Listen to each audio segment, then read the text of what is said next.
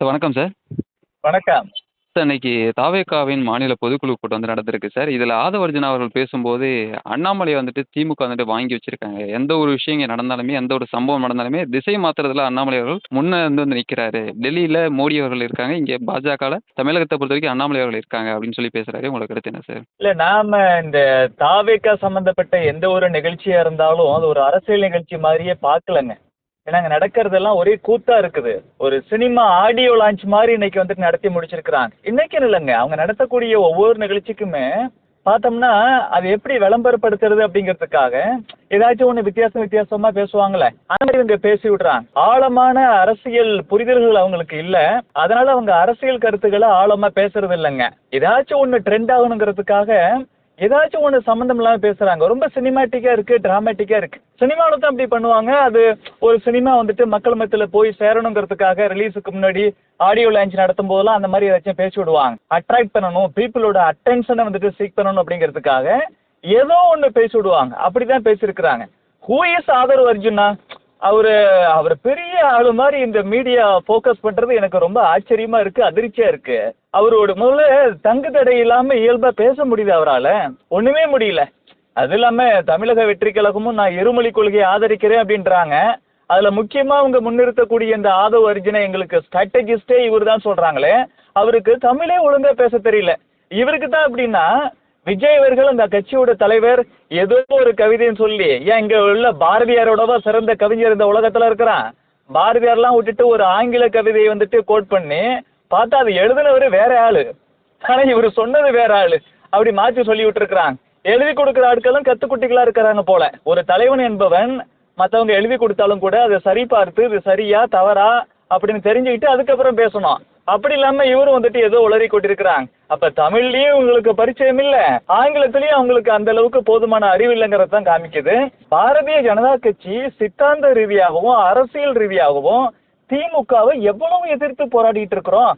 அது எங்க தலைவர் அண்ணாமலை அவர்கள் சொல்லியிருக்கிறாங்க. திமுகவை அந்த அண்ணா அறிவாலயத்துல இருக்கக்கூடிய கடைசி செங்கல்ல உருவற வரைக்கும் அண்ணாமலை தமிழகத்துல தான் இருப்பேன், பாரதிய ஜனதா கட்சியில தான் இருப்பேன் அப்படின்னு வெளிப்படையா பேசியிருக்கிறான். திமுக எதிர்ப்பு என்பது என் ரத்தத்திலேயே இருக்கு, ஒவ்வொரு பாரதிய ஜனதா கட்சிக்காரனோட டிஎன்ஏல இருக்குன்னு சொல்லி தலைவர் அண்ணாமலை அவர்கள் ஏற்கனவே பேசியிருக்கிறார். இங்க தமிழகத்துல உண்மையான எதிர்கட்சியாக திமுகவுக்கு எதிராக களத்துல இறங்கி அவ்வளவு தீவிரமா போராடிட்டு இருக்கக்கூடிய ஒரே கட்சி பாரதிய ஜனதா கட்சி. பாரதிய ஜனதா கட்சியின் தமிழக தலைவர் அண்ணாமலை அவர்களா இருக்கட்டும், தலைவர் ஹெச் ராஜாவா இருக்கட்டும், அக்கா தமிழிசையா இருக்கட்டும், அக்கா வானதியா இருக்கட்டும், எவ்வளவு எதிர்த்து திமுகவுக்கு எதிராக போராடிட்டு இருக்கிறாங்க.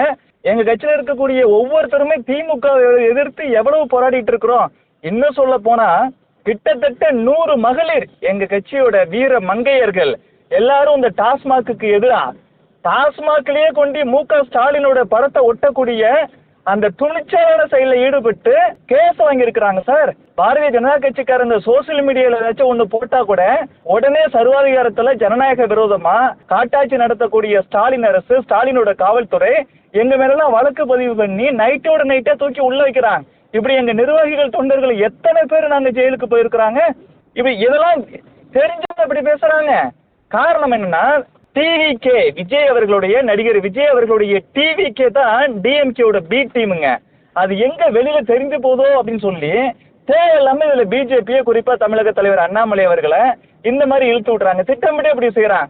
உங்களுக்கு நல்ல ஒரு விஷயத்தை ஞாபகப்படுத்துறேன், உங்களுக்கு எல்லாருக்கும் நல்ல ஞாபகம் இருக்கும். கமலஹாசன் ஏற்கனவே அரசியல் கட்சி ஆரம்பிச்சாரு. எதுக்காக?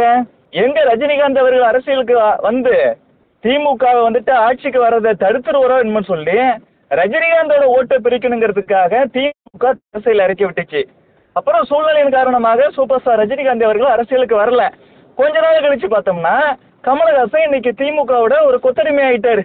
ஒரு சீட்டு கூட வாங்காம எம்பி எலெக்ஷன்ல போயிட்டு அவங்களுக்கு ஆதரவா அவர் பிரச்சாரம் பண்றாரு.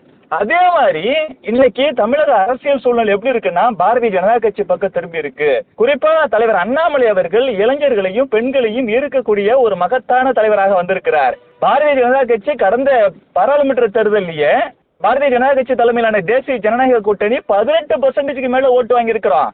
தேசிய ஜனநாயக கூட்டணி 80 லட்சம் ஓட்டு வாங்கியிருக்கு. பாஜக மட்டுமே 50 லட்சம் ஓட்டு தமிழகத்துல வாங்கியிருக்கு.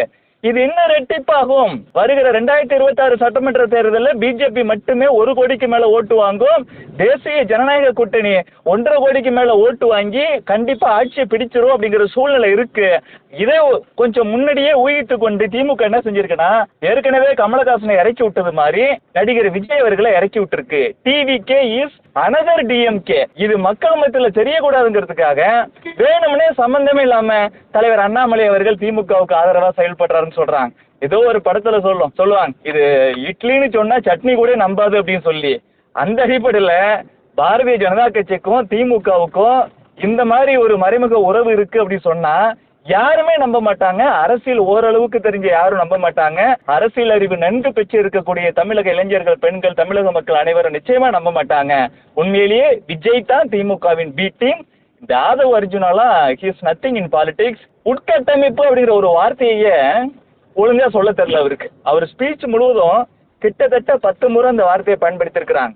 பொதுவா மேடையில பேசும்பொழுது ஒரு வார்த்தை திக்கும் திணறும் தவறு கிடையாது, எல்லா மனிதருக்கும் நடக்கும் தான். ஆனா ஒரு வார்த்தையை ஒரு முறை கூட உங்களால சரியா சொல்ல தெரியலன்னா நீங்க எப்படிப்பட்ட ஆளு? நீங்களா தமிழுக்காக போராடுறேன், இருமொழி கொள்கை தான் வேணும்னு சொல்றீங்க. இதெல்லாம் ரொம்ப ஆச்சரியமா இருக்கு. ஆதவ் அர்ஜுனா குறித்து பெருசா பேச வேண்டிய அவசியம் இல்லை. இந்த தமிழக வெற்றி கழகம் என்பது நிச்சயமா திமுகவோட பி டீம். விஜய் அந்த மாதிரி தான் பேசிட்டு இருக்கிறாரு. திமுக பேசுற மாதிரியே மத்திய அரசு ஒன்றிய அரசுன்றாரு. திமுக சொல்ற மாதிரியே மத்திய அரசு, பாரதிய ஜனதா கட்சி தலைமையிலான மத்திய அரசு பிளவுவாத அரசியல் பண்றதுன்னு பொய் சொல்றார். திமுக சொல்ற மாதிரியே தமிழ்நாட்டுக்கு ஒண்ணுமே பண்ணலன்னு பொய் சொல்றார். இந்தியாவிலேயே அதிக பயன் பெற்றிருக்கக்கூடிய மாநிலம்னா தமிழ்நாடு தான். தமிழுக்கும் தமிழர்களுக்கும் அதிக நலத்திட்டங்களை செய்திருக்கக்கூடிய பிரதமர்னா இதுவரைக்கும் வரலாற்றில் இல்லாத அளவுக்கு அது நரேந்திர மோடி அவர்கள் தான். ஜாதி மத மொழி வேறுபாடு இல்லாம மக்கள் அனைவரையும் காஷ்மீர்லேருந்து கன்னியாகுமரி வரை அனைவருமே இந்திய நாட்டு மக்கள்னு பார்த்து எல்லோருக்குமான பல்வேறு நலத்திட்டங்களை கொண்டு வந்திருக்கிறார் பிரதமர் நரேந்திர மோடி அவர்கள். அவரை போய் விமர்சனம் பண்ணுது திமுக போலவே இந்த தாவேகா. இப்ப யாரு பி டீம்ங்கிறத மக்கள் நல்லாவே தெரிஞ்சுப்பாங்க. Okay sir. இல்லை, பிரதமர் மோடி அவர்கள் பார்த்தீங்கன்னா தமிழகத்திற்கு நிதி கொடுக்க மறுக்கிறார் அப்படின்னு சொல்லிட்டு நீங்கள் விஜய் அவர்கள் மீண்டும் அதில் கையில் எடுத்திருக்காரு சார். மும்மொழி கொள்கையை அனுமதிச்சாதான் பாஜக அமௌண்ட் தரும் அப்படின்ட்டு பாஜக தரப்பில் கருத்து வச்சாலும் இங்கே மாணவர்களை வஞ்சிக்கிறார் மோடி அவர்கள். இங்கே தமிழகத்தில் ஸ்டாலின் அவர்கள்னா மத்தியில் மோடி அவர்கள் அப்படின்னு சொல்லி விமர்சனம் பண்ணுறது உங்கள் பார்வையின சார்? இல்லை, திமுக அட்லீஸ்ட் பொய்யான டேட்டா சொல்லும். இவர் எந்த டேட்டாவுமே சொல்றது இல்லை. ஏன்னா எதுவுமே இவருக்கு தெரியாது. இவருக்கு எழுதி கொடுக்குற ஆட்களும் அறிவற்ற ஆட்கள். இவருக்கு அறிவில்லைங்கிறது இந்த உலகத்துக்கே தெரிஞ்ச விஷயம். சினிமா டைலாக் மட்டும் பேசுவாரு, வேற எதுவுமே தெரியாது இவருக்கு. ஏதாச்சும் ஒரு டேட்டா அடிப்படையில் இவரு இந்த ஸ்கீமுக்கு இவ்வளவு கொடுத்துருக்காங்க, இந்த ஸ்கீமுக்கு இன்னும் இவ்வளவு கொடுக்கணும் அப்படி ஏதாச்சும் ஒண்ணு சொல்லியிருக்காரா? போற போக்குல இந்த சினிமாக்காரங்கள்ட்ட உள்ள ஒரு பிரச்சனை என்னன்னா, சினிமாவில் டேட்டாலாம் இல்லாம வசனம் மட்டும் பேசுவான். அந்த மாதிரி போற போக்குல இவர வசனம் பேசிட்டு போயிட்டு இருக்காருங்க. அதான் நம்ம ஃபைனான்ஸ் மினிஸ்டர் அம்மா நிர்மலா சீதாராமன் அவர்கள் மிக தெளிவாக பல்வேறு இடத்துல சொல்லிட்டாங்க. நாங்க தமிழகத்துக்கு இவ்வளவு கொடுத்துருக்குறோம்னு சொல்லி டேட்டா கொடுக்குறாங்க, எல்லாத்துக்கும் அவங்க ப்ரூஃப் கொடுக்குறாங்க. அதுக்கப்புறம் திமுக சொல்ற மாதிரியே தாவேக்காவும் விஜயம் தமிழகத்துக்கு கொடுக்கலன்னு சொல்றது, திமுக என்ன சொல்லுதோ அதைத்தான் இவரும் சொல்றாரு அப்படிங்கிறது நிரூபணமாகுது. மற்றபடி உண்மையாவே ஒவ்வொரு மாநிலத்துக்கும் என்ன கொடுக்கப்படணுமோ சட்டப்படி ஃபைனான்ஸ் கமிஷன் என்ன சொல்லுதோ அதை கொடுத்துட்டு தான் இருக்குது நரேந்திர மோடி அரசு. அப்படிலாம் கொடுக்காம இருக்க முடியாதுங்க. அதை முதல்ல நல்லா புரிஞ்சுக்கணும். ஃபைனான்ஸ் கமிஷன் ஒவ்வொரு ஸ்டேட்டுக்கும் சென்ட்ரல் கவர்மெண்ட் இவ்வளவு கொடுக்கணும்னு சொல்லிடுச்சுன்னா அதை கொடுத்து தான் ஆகணும். ஏற்கனவே ஒவ்வொரு 5 வருஷத்துக்கு ஒரு முறை நம்ம நாட்டில் அந்த நிதிக்குழு அமைக்கப்பட்டு அவங்க ஒரு ரெக்கமெண்டேஷன் கொடுத்துட்றாங்க. அந்த பேசிஸ்ல எல்லா மாநிலத்துக்கும் கொடுத்துட்டு தான் இருக்கிறோம். இன்னும் சொல்ல போனா ஃபைனான்ஸ் கமிஷன் சொன்னதை தாண்டி தமிழகத்துக்கு எக்கச்சக்க நலத்திட்டங்களை பிரதமர் மோடி தலைமையிலான பாஜக அரசாங்கம், மத்திய அரசாங்கம் செஞ்சுக்கிட்டு தான் இருக்கு. நமக்கு எல்லாமே தெரியும். ஒரே வருஷத்துல கிட்டத்தட்ட 14 மெடிக்கல் காலேஜ் தமிழகத்துக்கு கொடுத்தாங்க. இந்திய அரசியல் வரலாற்றுல எந்த ஒரு ஸ்டேட்டுக்குமே அவ்வளவு கொடுக்கப்பட்டது இல்லை. நமக்கு பிஜேபி அரசாங்கம், மோடி அரசாங்கம் தமிழ்நாட்டுக்கு கொடுத்துச்சு. உத்தரப்பிரதேசம் தாங்க நாட்டிலே அதிகப்படியான எம்பிக்கள் கொண்ட மாநிலம். அங்க பிஜேபி ஆட்சியில் இருக்குது. அந்த உத்தரப்பிரதேசத்துக்கு கூட அவ்வளவு மெடிக்கல் காலேஜ் ஒரே வருஷத்துல கொடுக்கல மோடி. குஜராத் மோடி அவர்களுடைய சொந்த ஸ்டேட்டுங்க. அந்த ஸ்டேட்டுக்கு கூட அத்தனை மெடிக்கல் காலேஜ் ஒரே வருஷத்துல கொடுக்கலங்க.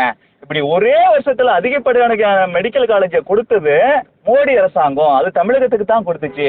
அதே போல அவரோட தாய்மொழியான குஜராத்தியை புகழ்ந்து பேசல, இந்தி அந்த அளவுக்கு புகழ்ந்து பேசல, சமஸ்கிருதத்தை புகழ்ந்து பேசல. தமிழ் தான் உலகத்திலேயே தொன்மையான மொழி. தமிழ் சமஸ்கிருதத்தை விட பழமையான மொழி. தமிழ் மிகச்சிறந்த மொழின்னு உலகம் முழுவதும் சொல்லிட்டு இருக்கிறாரு. இப்படி எல்லா விஷயத்திலையும் தமிழுக்கும் தமிழர்களுக்கும் ஆதரவா தான் செயல்பட்டு இருக்கு மத்திய அரசாங்கம். தமிழ்நாட்டுக்கு நிதி கொடுக்கலன்னு திமுக என்ன சொல்லிட்டு இருக்கிறதோ அதை அப்படியே திருப்பி சொல்லிட்டு இருக்காரு விஜய் அவர்கள். இதுவும் விஜய் ஸ்டாலினோட பி டீம். தாவேகா திமுகவோட பி டீம் அப்படிங்கறதான் நிரூபிக்குது. தொடர்ந்து பேசும் தகவல் கொடுத்தமைக்கு நன்றிங்க சார். இதுபோன்று முக்கிய நிகழ்வுகள், அரசியல் தகவல்களை ஆழமாகவும் மாறுபட்ட கோணத்திலும் அறிந்து கொள்ள மறக்காமல் உங்கள் IND தமிழ் 24x7 பக்கத்தை பின்பற்றிக் கொள்ளவும். உங்கள் ஒவ்வொரு ஆதரவும் இதுபோன்று பல நிகழ்வுகளின் பின்னணியை அறிய உதவும்.